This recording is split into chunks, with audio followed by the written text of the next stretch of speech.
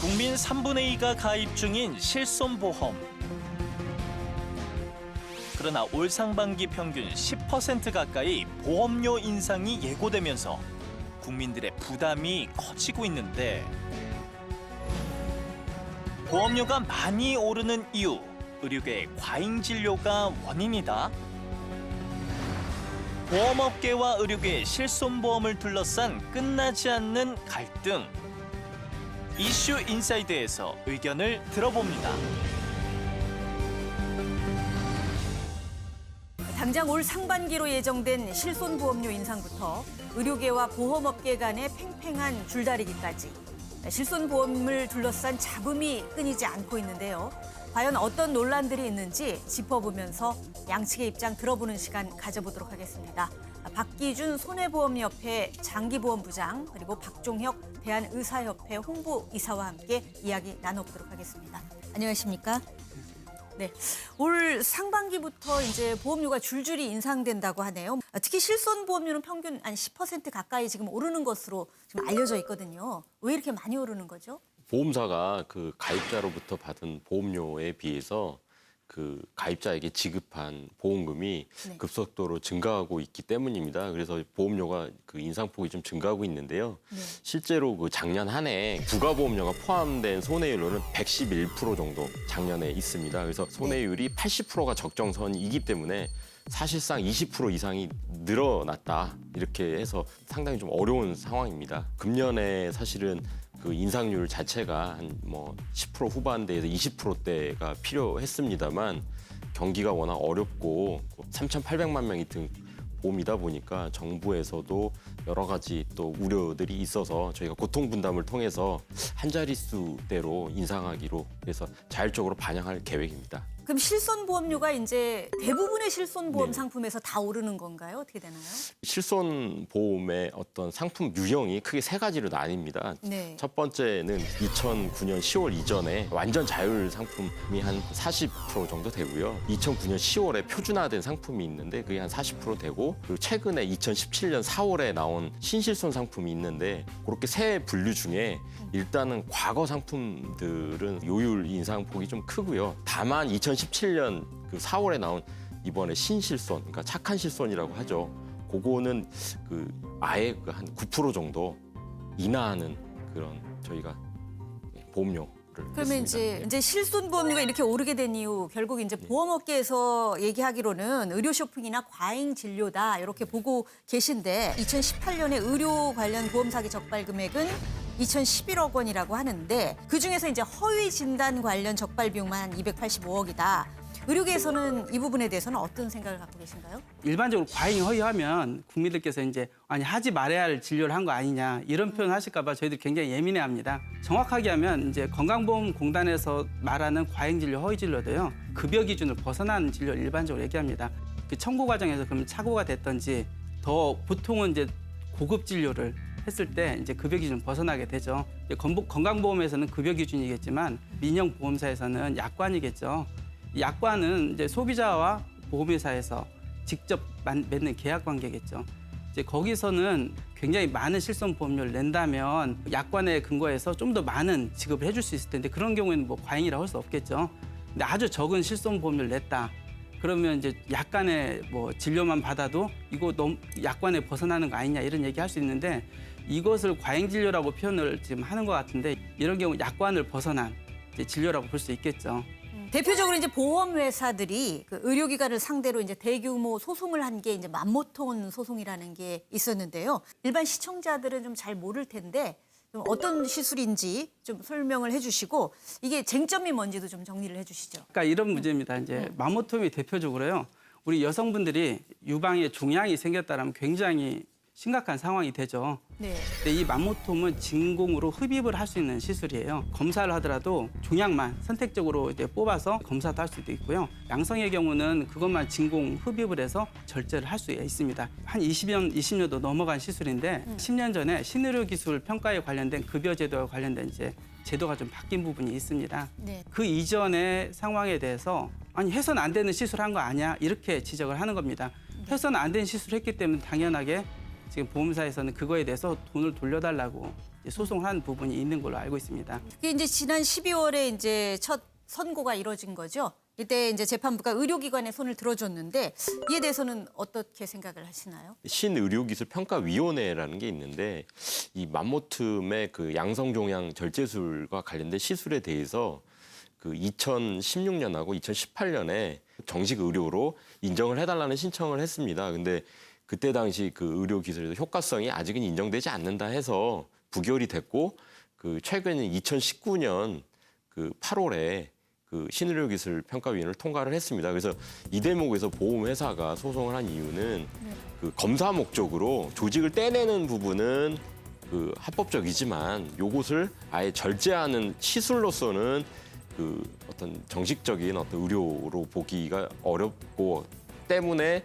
그 환자한테 이 시술을 하고 보험 그 비용을 청구하는 것이 적절치 않다 해서 그 더불어서 이제 그 청구서를 또 보험사가 또 대신 또 지급을 했지 않습니까? 그래서 저희는 지금은 뭐 문제는 없습니다. 신의료기술 통과했기 때문에. 근데 2016년, 2018년 당시에 통과하지 못한 상태에서 맘모툼을 한 것 자체가 문제가 없다라고 법원이 판정한 것은 아니라고 저희는 보고 있습니다. 그래서 항소도 한 거고요. 예를 들어서 복강경, 이게 맹장 수술이라고 하죠. 충수돌기염에 있어서 복강경 수술했던 것도 사실 그동안 특별하게 뭐 신의료기술 평가 받았던 것이 아닙니다. 그럼에도 불구하고 지금 그냥 다 하고 있잖아요.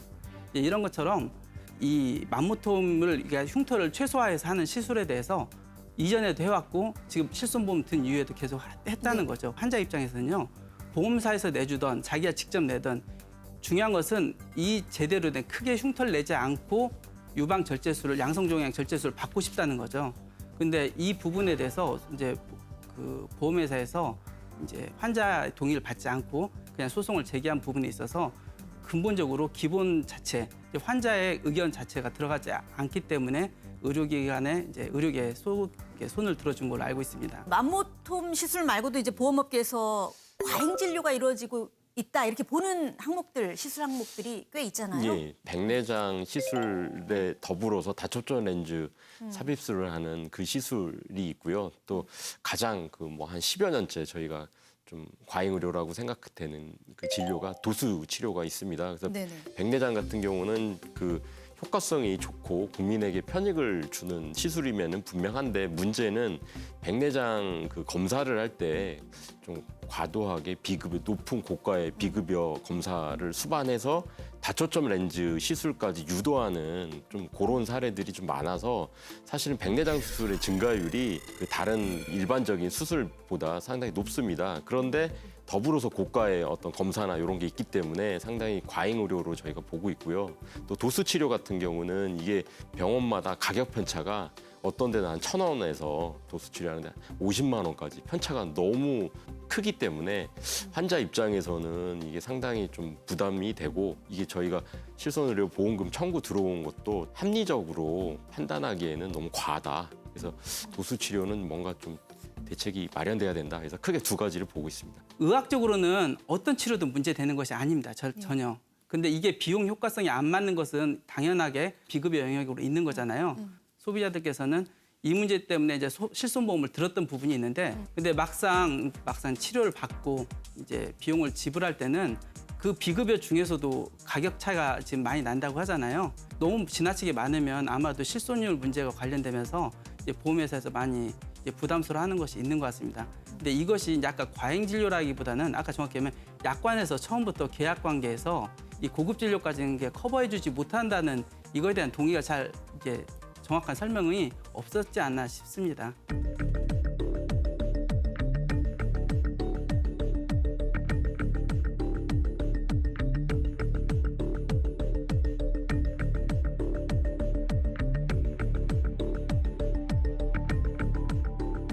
의료계와 보험업계를 둘러싼 또 다른 이슈가 하나가 이제 실손보험 청구 간소화 문제인데 먼저 이제 실손보험 청구 간소화 어떻게 하겠다는 건지 좀 설명을 좀 해주시죠. 대한민국 국민 중에 실손 가입자가 그 개인으로는 한 3,400만 명, 그리고 단체, 그러니까 회사에서 들어주는 분들이 한 400만 명, 한 3,800만 명이 가입 중이신데 병원에 진료를 받고 나서 그 청구를 할 때 일일이 그 청구 서류를 종이로 떼서 그걸 첨부해서 그 팩스를 보내거나 뭐 어떻게 전달하는 그 과정들이 너무 번거롭습니다. 그래서 전산화를 하자는 겁니다. 그렇게 어렵지 않고요. 그래서 병원에서 지금은 원무과에 그 실손 청구해야 되니까 떼주세요 요 얘기를 보험사에 그 전송해 주세요 이렇게 한마디 바꾸는 거고요. 그래서 그 보험사에 건네지는 자료는 다 동일합니다. 그래서 그 측면에서 조금 의료계의 지원을 받아서 그 청구 전산화, 청구 간소화를 하고자 하는 거죠.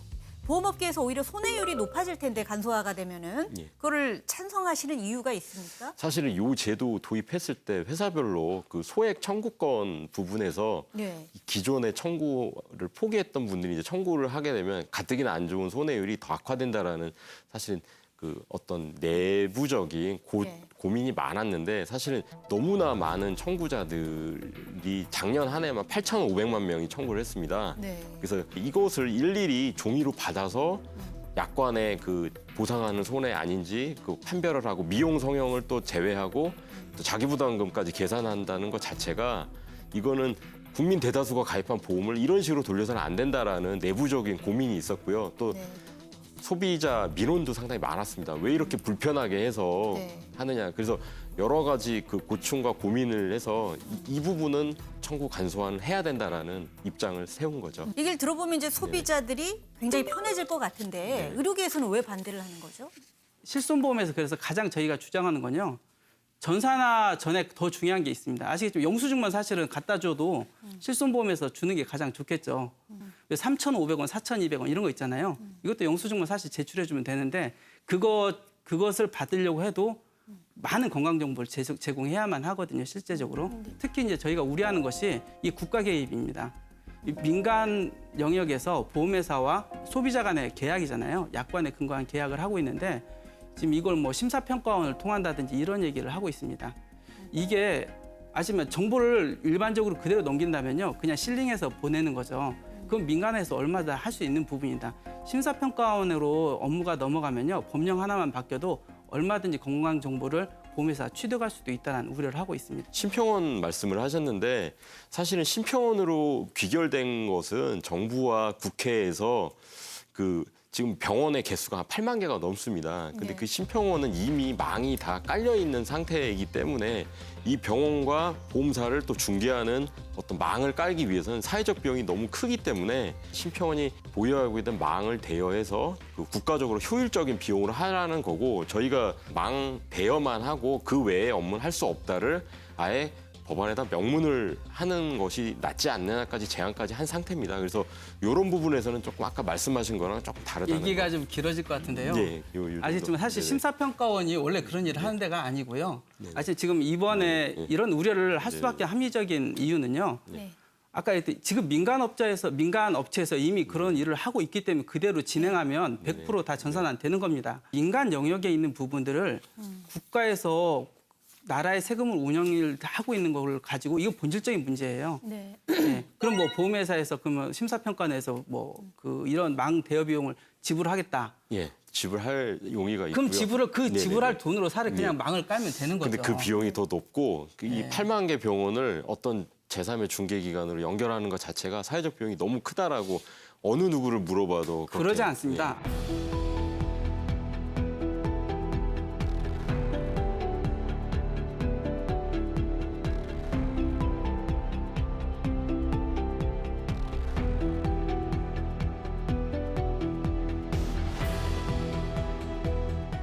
끝으로 그 시청자분들께 하고 싶은 말이 있다면 좀 간단하게 한마디씩 해주시기 바랍니다. 실손 의료보험의 지속 가능성과 건전한 운영에 대해서 의료계에도 사실은 이게 그 다른 어떤 영역의 그 어떤 이슈가 아니기 때문에 서로 좀 이해가 다른 부분은 조율해가면서 서로 건전한 발전을 위해서 노력해야 된다는 생각을 합니다. 이상입니다. 실손보험 처음 그 도입이 된다는 얘기를 했을 때요. 의료계는 우려를 좀 많이 했었습니다. 왜냐하면 사람은 기본적으로 최고의 치료를 받고 싶어 하거든요.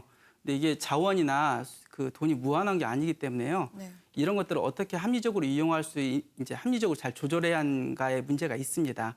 네. 그렇지만 지금 현실에 와서 일단 많은 이제 실손보험 가입자들이 있고 결국은 지금 이 시점에서 풀어 나가야만 하거든요.